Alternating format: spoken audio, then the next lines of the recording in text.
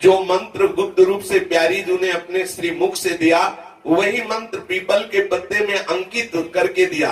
वो मंत्र सिंहासन पर महाप्रभु ने विराजमान किया नवरंगी लाल जी के पास। और उस मंत्र के प्रभाव से बड़े बड़े रसिक महापुरुष देववन में ही बन गए। जो भी शरण में आता महाप्रभु उनको मंत्र प्रदान करते, क्योंकि आचार्य है, आचार्य के मंत्र प्रदान करते ही और आचार्य के चरणों का आश्रय लेते ही नित्य बिहारी श्यामा श्याम का रंग उपासकों के हृदय में चढ़ने लगा। दसों दिशाओं में फैल रही थी। रंगीलाल जी का प्रादुर्भाव होना, बड़ी बड़ी रसमयी आश्चर्यमयी लीलाएं करना और लाखों भक्तों का समुदाय महाप्रभु को घेरे रहता। बादशाह सिकंदर लोधी को एक खबर मिली कि व्यास मिश्र के लाला जो हरिवंश चंद्र जो है, उनकी बड़ी कीर्ति फैल रही, बड़े तेजस्वी और बड़े प्रतापवान हैं। उसने विचार किया कि अब व्यास मिश्र जी वृद्ध भी हो गए हैं और ज्यादा अनुपस्थित भी रहते हैं, तो उसने अपने राजमंत्री को कहा कि तुम जाकर के हरिवंश चंद्र जी से कहना कि हम तुम्हारे जन्म के समय तुम्हारे साथ में ही थे, पर मर्यादा के कारण हमें तुम्हारे दर्शन करने का सौभाग्य नहीं मिला, क्योंकि अभी आप प्रकट हुए थे। अब आप कृपा करके सभा में पधारे और अपने पिता के राज गुरु पद पर विराजमान होकर के धर्म का शासन करें, धर्म की स्थापना करें।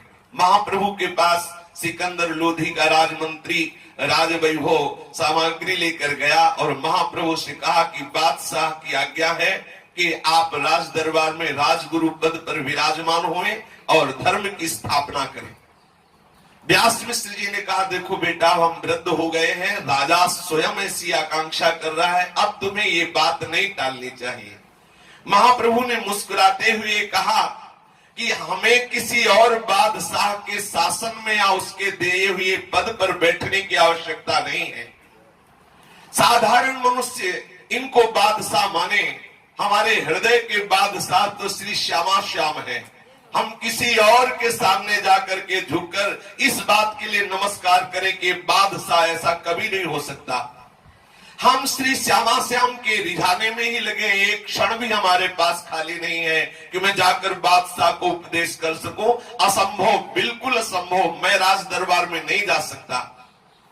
महाप्रभु की ये बात सुनकर के व्यास मिश्र जी आश्चर्यचकित हो रहे हैं कि हम कैसे राजमंत्री को जवाब दें। फिर महाप्रभु से व्यास मिश्र ने कहा, बेटा मेरी बात तो मान लो, एक बार जाकर अपने मन की बात बादशाह को बता दो। महाप्रभु ने कहा, राज दरबार में हम प्रवेश नहीं हो सकते, हम अपनी अनन्य निष्ठा को किसी भी तरह से आंच नहीं आने देंगे। उसी समय महाप्रभु ने एक पद का गान किया, मोहन लाल के रंग राची, मोहन लाल के रंग राची, मेरे ख्याल परो जिनको, मेरे ख्याल परो जिनको, बात दसों दिसी माची,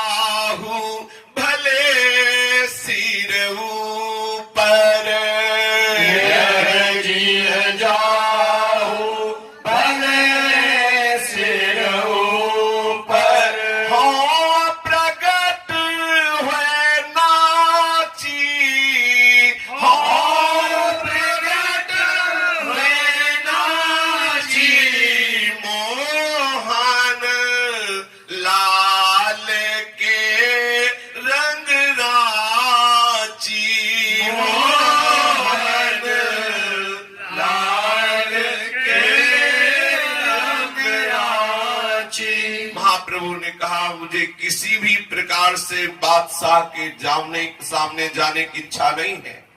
अनंत ब्रह्मांडों का ऐश्वर्य विस्मरण करके जो श्री लाल बिहारी हमारी लाडली जी के रंग में रंगे हुए हैं, मोहन लाल के रंग रांची, सीधा अर्थ होता है कि मैं मोहन लाल के रंग में रंगी हुई हूं, और आंतरिक अर्थ होता है कि मोहन लाल जिस रंग में रंगे हुए हैं उसमें रंगी हुई है।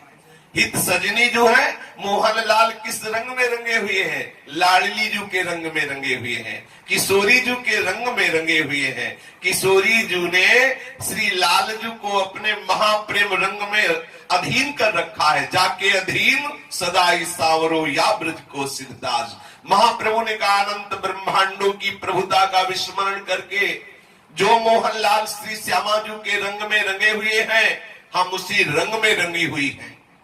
हमें किसी और बादशाह के सामने जाने की आवश्यकता नहीं है। मेरे ख्याल परो जिनको बात दसो दिस माची, मेरी कोई चिंता न करें।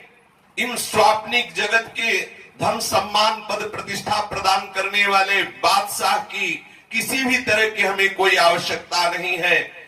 आंतरिक भाव में जो महासुख प्राप्त होता है, ये बाहरी पद प्रतिष्ठा में किंचन मात्र सुख नहीं है। महाप्रभु ने इसीलिए कहा कि मेरे बात की कोई चिंता न करें, क्योंकि ये बात दसों दिशों में फैल चुकी है कि श्री हरिवंश चंद्र जो श्यामा जू के रंग में रंगे हुए हैं, श्री लाडली जू के गोरे चरणारविंद के आसक्त चित्त वाले हैं, जिनके रंग में स्वयं लाल जू रंगे हुए हैं।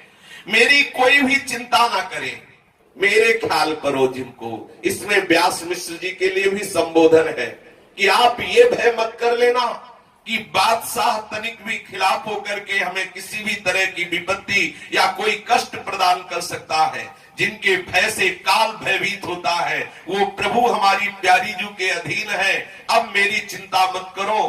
कंत अनंत करो जो को बात कहो सुन साची। कोई करोड़ों अपने मालिक बना ले, बादशाह बना ले, स्वामी बना ले, प्रीतम बना ले, हमें इसकी कोई परवाह नहीं है। लेकिन मेरे प्राण चाहे निकल जाए, मेरा सर चाहे कट जाए, पर मैं मोहनलाल के रंग रांची। हित महाप्रभु ने कहा कि यह जाऊ भले सिर ऊपर हौ प्रकट है नाची। डंके की चोट से नाच नाच के कहती हूँ कि मेरे केवल श्यामा श्याम ही आराध्य देव हैं। मैं किसी को अपना स्वामी स्वीकार नहीं कर सकता।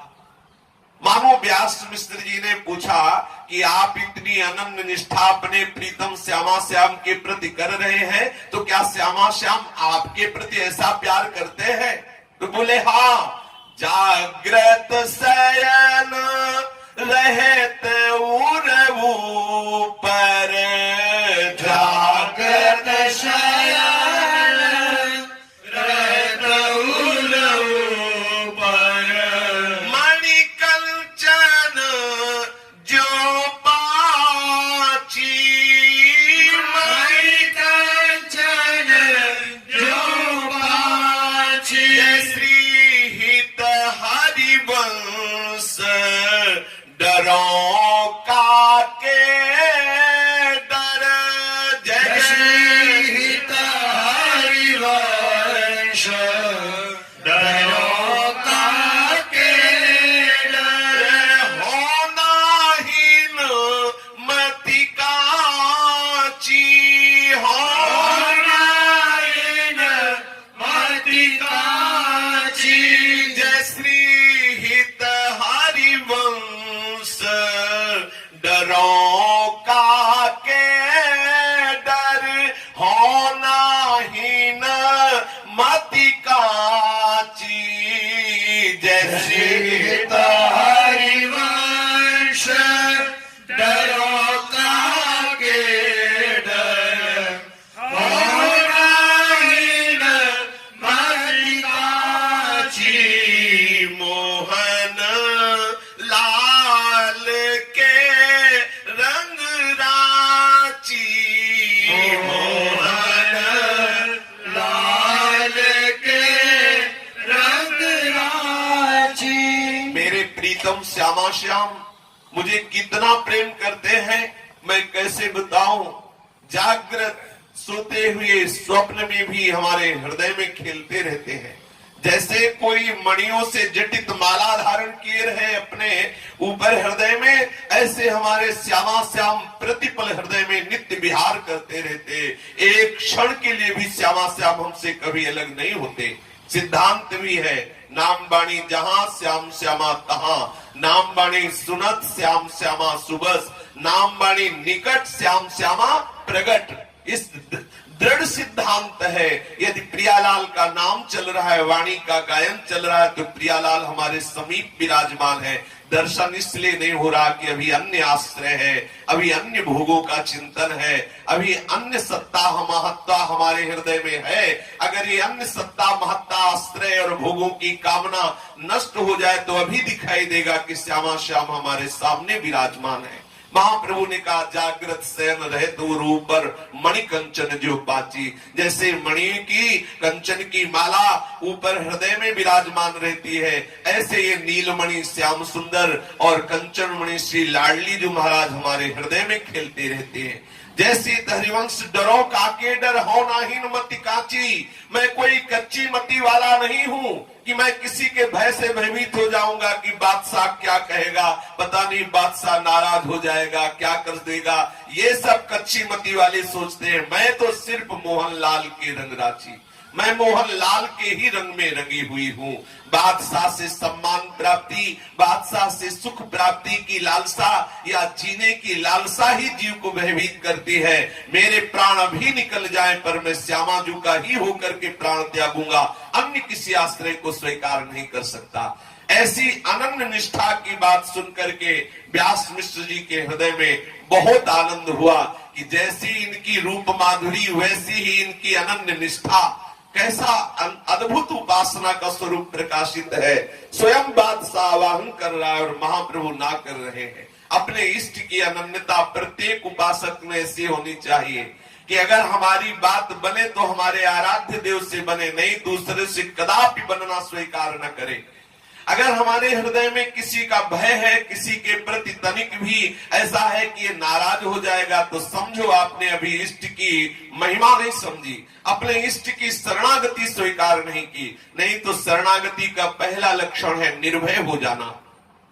क्यों भय? उस बादशाह के हृदय में भी शासन करने वाले बादशाह हमारे प्रभु श्री कृष्ण जो है। जब हमें ये बात पता है कि सबके शासन करने वाले प्रभु है, तो मुझे किस बात का भय?